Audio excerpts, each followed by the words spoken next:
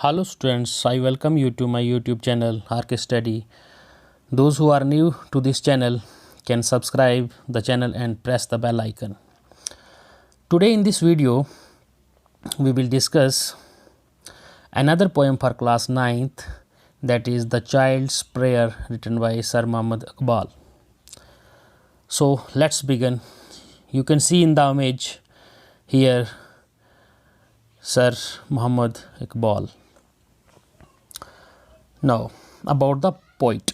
Sir Allama Muhammad Iqbal, born on 9 November 1877 and died on 21st April 1938, Sialkot, present day in Pakistan. Known as Allama Iqbal, was a poet, philosopher and barrister in British India. He is hailed as the national poet of Pakistan. He has been called the spiritual father of Pakistan for his contributions to the nation. He is considered as the renowned figure of Urdu literature. Iqbal ने उर्दू और Persian में poetry लिखी है. In 1930 he became president of the Muslim League. Muslim league के president भी रहे हैं. His poetry and philosophy, written in Urdu and Persian, has been widely read and admired. Works. अब वर्क्स हैं इनके बांगे दारा, बाले जबरील, ज़रबे कलीम, असरारे खुदी एंड जावेद नामा. सो ये हैं इनके वर्क्स. अब देखते हैं पोएम के बारे में कि पोएम किस चीज़ के बारे में है. The poem is in the form of a child's prayer to God. child's prayer के बारे में, बच्चा जो वो दुआ मांग रहा है. The child prays that he may become a candlelight for others. दूसरों के लिए वो candlelight बन सकता है. He wishes that through him the darkness of the world may vanish. darkness of the world यानी कि darkness किस चीज़ की? ignorance. darkness of ignorance may vanish. vanish means disappear. He wants to make his motherland यानी कि his country as beautiful as garden. बाग की तरह खूबसूरत बनाना चाहता है वो अपने मादरे वतन को, अपने देश को. He wants to serve the poor, the weak and those who are in pain. वो खिदमत करना चाहता है, गरीब लोगों की खिदमत, और जो कमज़ोर हैं और जो दुख दर्द में हैं उनकी खिदमत करना चाहता है. He wants to keep away from all evils. He prays that he may always follow the path of goodness in his life. The poem is translated from Urdu by Professor G.R. Malik. Originally ये poem जो उर्दू में लिखी गई है, बाद में ये translate की है प्रोफेसर जी.आर. मलिक ने, इसको इंग्लिश में ट्रांसलेट किया है. नाउ ओरिजिनली ये पोएम जो है वो 12 स्टेंजा की है. मैंने 3 स्टेंजा में इसको डिवाइड किया गया है और हर स्टेंजा में 4-4 लाइन्स हैं. तो आइए शुरू करते हैं. आप इस इमेज में देख सकते हैं बच्चा जो है वो क्या कर रहा है? प्रे कर रहा है.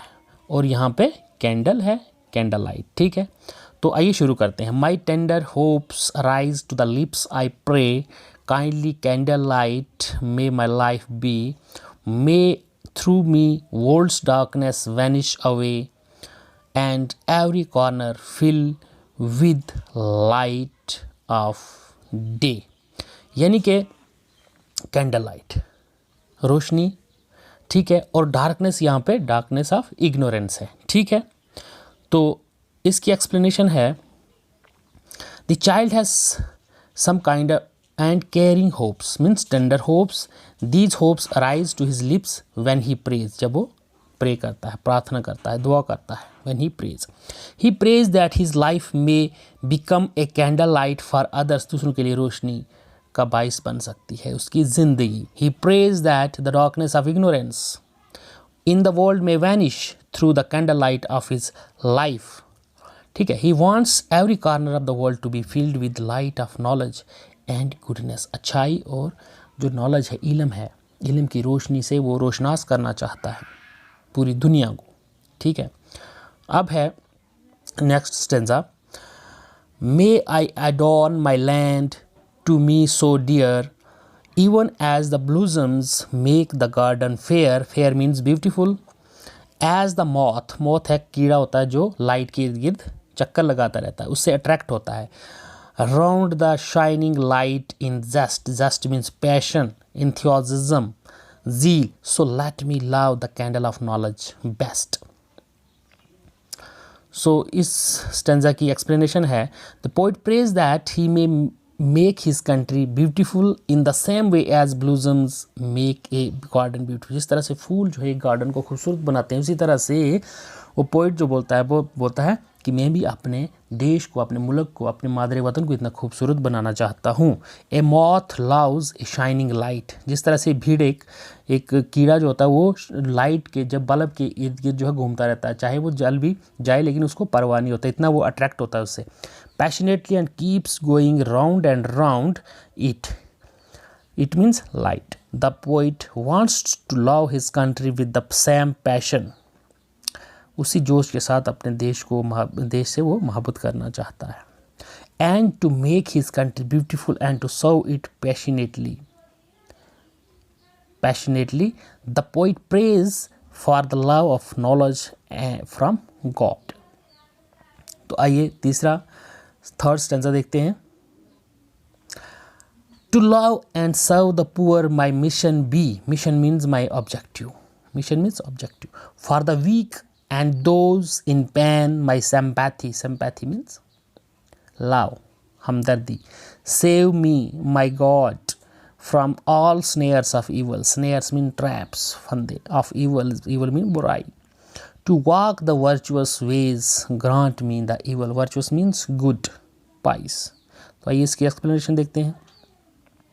He prays his mission to be to serve the poor. उसका मिशन, उसका ऑब्जेक्टिव, उसका एम जो लाइफ में उसका एम होना चाहिए वो क्या होना चाहिए? टू सर्व द पुअर, गरीबों की खिदमत करना. And help those who are in pain, और उनकी मदद करना जो दुख दर्द में है. एंड नीड हिज सिंपैथी, और उसकी मदद चाहते हैं, उसकी हमदर्दी चाहते हैं, उनसे उनकी मदद करना. In the last lines he prays to almighty God to save him from the wrong deeds. जो बुरे अमाल हैं, बुरे काम जो है उनसे बचाए, खुदा उनसे बचाए. And always let him be on the right path, और हमेशा उसे सही रास्ते पे गामजन करने की हदायत दे. ठीक है, तो ये हो गया. तो आप देखते हैं लिटरेरी डिवाइसेस क्या हैं. पहले तो इस पोएम में कोई भी मतलब राइम स्कीम नहीं है. ठीक है, तो इसमें मेटाफर्स और सिमिली का इस्तेमाल किया है. मेटाफर्स जो हैं यहाँ पे कहाँ कहाँ इस्तेमाल हुए हैं.